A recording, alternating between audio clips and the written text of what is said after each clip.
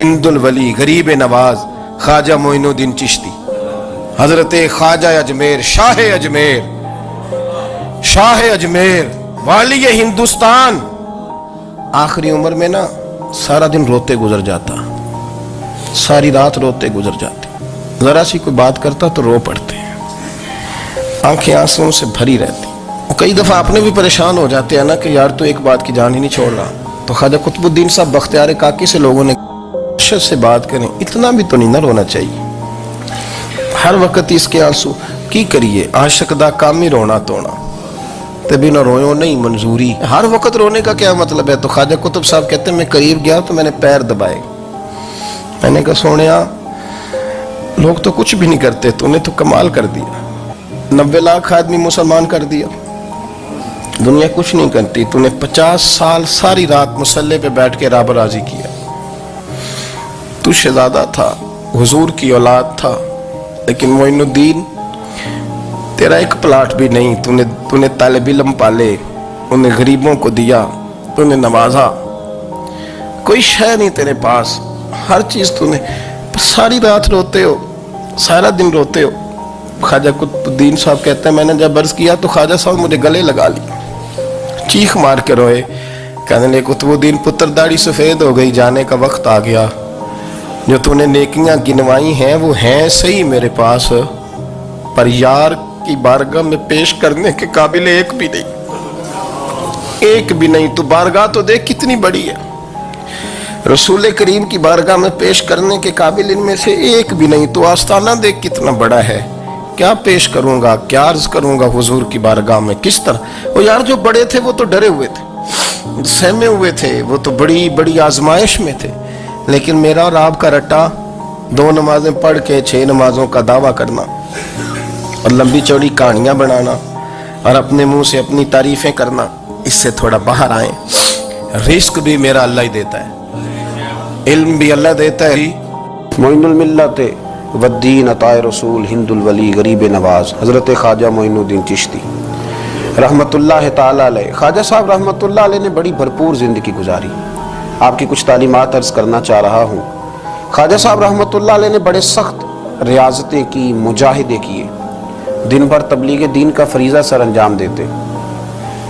ख्वाजा साहब रहमतुल्लाह ताला अलैह के खुलफा फरमाते हैं कि ख्वाजा साहब रोज़ाना इतना लंगर पकवाते थे, इतना लंगर पकवाते थे, इतना वसी लंगर होता था कि जितने मर्जी लोग शाम तक आते थे लेकिन वो ख़त्म नहीं हुआ करता था। लेकिन अपना हाल ये था कि रात की पकी हुई एक रोटी लेते थे, उसको पानी में भिगो लेते थे, कुछ घंटे जब वो भिगोई रहती थी नरम हो जाती थी, फिर उसको तनावुल फरमाया करते थे।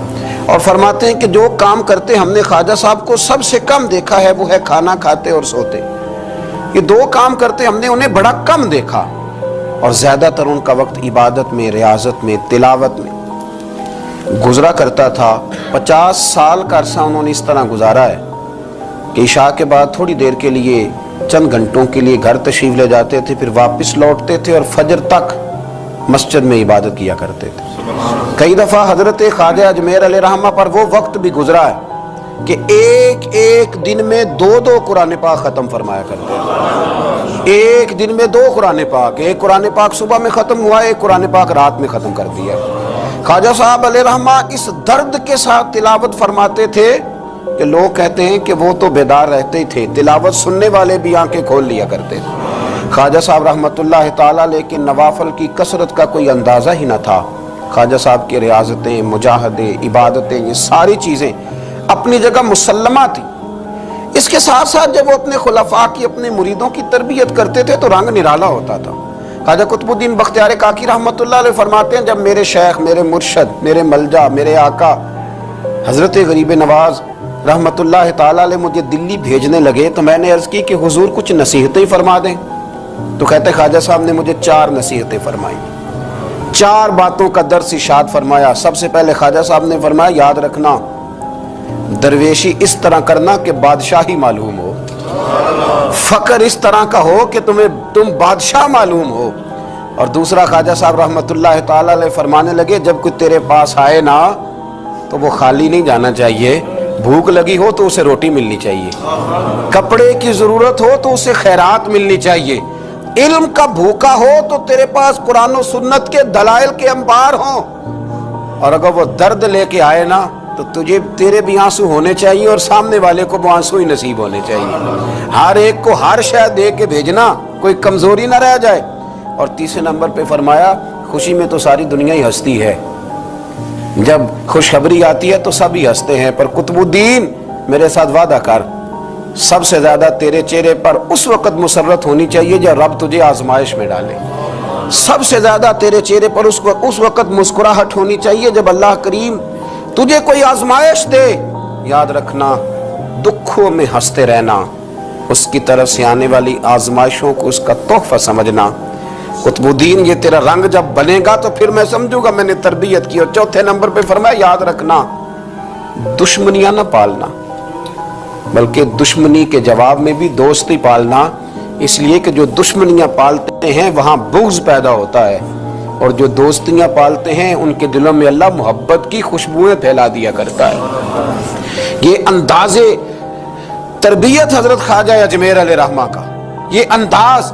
और फरमाते हैं हर आने वाले के साथ उनका अनोखा रवैया। ख्वाजा हमीदुद्दीन नागौरी रहमतुल्लाह अलैह फरमाते हैं कि मेरा ये हाल था कि मैं बड़ा खूबसूरत था ख्वाजा साहब के पास आने से पहले, बहुत सारे लोग मुझसे मोहब्बत करते थे, तो जब मेरे अंदर कुछ थोड़े सी हुस्न था, कुछ खूबसूरती थी, तो मैं उससे आगाह भी था, मैं समझता था। कहते हैं जब हजरत ख्वाजा की खिदमत में आया मैंने कहा हुजूर मुरीद कर लें, तो कहते हैं क्या अंदाज़े तरबियत था।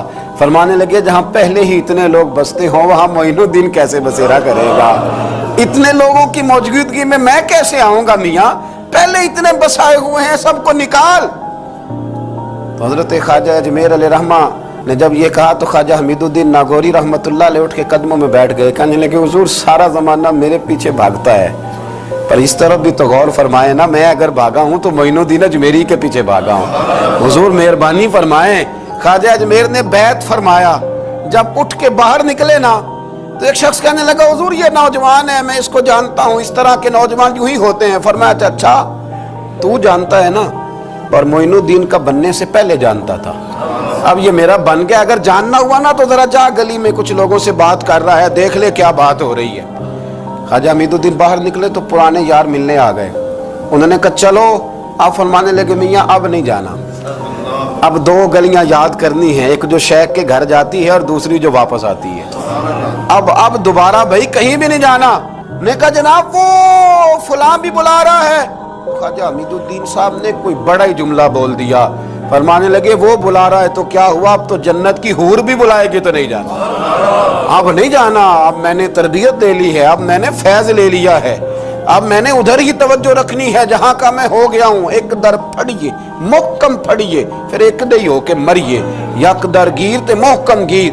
ये जगह जगह जाने का क्या मतलब, ये तरबियत है, ये अंदाज है, ये म्यार और ये स्टेटस ख्वाजा साहब ने अपने मुरीदों को सिखाया। इतनी इबादत है, इतनी रियाजत है, इतनी तरबियत है, फिर भी रो पड़े हैं, फिर भी बुढ़ापा आया है तो तड़प उठे, फिर भी चंद खुलफा को करीब बुलाया है।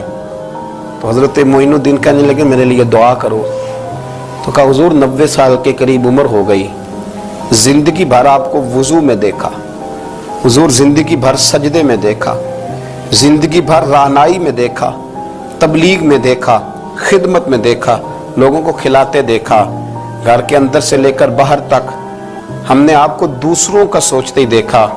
आपने तो अपने लिए सोचा ही कुछ नहीं, तो रोते क्यों है, दुआ क्यों कराते हैं। फरमाने लगे यार जिंदगी पूरी अमल किए हैं, लेकिन मेरे लिए दुआ करना, कहीं ऐसा ना हो कि अमाल की गठड़ी लेकर जब रब की बारगाह में जाऊं तो मालिक कहे कि अमल तो बड़े हैं पर मेरे लायक कोई भी नहीं, बड़े अमल हैं पर मेरे लायक कोई है तो बता।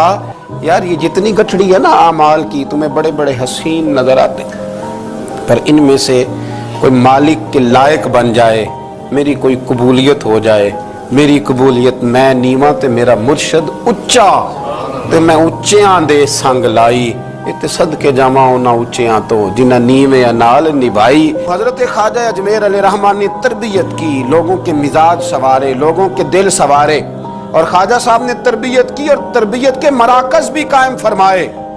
अजमेर के फैजान से फिर दिल्ली में ख्वाजा कुतुबुद्दीन का मरकज कायम हुआ। پھر اسی فیضان سے پاک پتن میں بابا فرید الدین گنج شکر کا مرکز قائم ہوا، پھر اسی فیضان سے خواجہ نصیر الدین چراغ دہلوی کا مرکز قائم ہوا، پھر اسی فیضان سے مہار شریف کا مرکز قائم ہوا، پھر اسی فیضان سے پیر پٹھان خواجہ سلیمان تونسوی کا مرکز قائم ہوا، پھر اسی تربیت کی روشنی میں حضرت شمس العارفین سیالوی تیار ہوئے، پھر اسی تربیت کی روشنی میں پیر مہر علی شاہ جیسے لوگ تیار ہوئے، پھر اسی ترتیب سے اسی روشنی نے بڑے بڑے مشائخ کو ترتیب دیا، اس لیے کہ وہ مرتب کرنے والے تھے، وہ ترتیب دینے والے تھے، وہ کام کرنے والے تھے۔ بنگلے، کوٹھیاں، جائیدادیں، مکان اور گاڑیوں کے ساتھ لوگوں کے سامنے نمودار نہیں ہوئے، وہ ہوئے تو اپنے تربیت یافتہ خلفاء کے ساتھ نمودار ہوئے، انہوں نے تربیت کی، مراکز بنائے۔ دعا کریں اللہ تعالی ہمیں تعلیمات پر عمل کی توفیق عطا فرمائے۔